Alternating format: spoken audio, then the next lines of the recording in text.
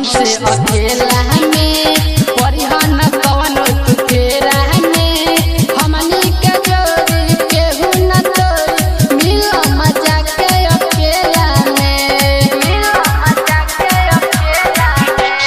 मिलो तू हमसे अकेला में परिहन कवन तू फेरा में हमनी के जोड़ी केहू न तोरी मिलो मजा के अकेला में कहेले रंजन दीवाना संदीप कहेले रंजन दीवाना शंकर लक्ष्मण से बतलावन सुन सखी के संगे अपना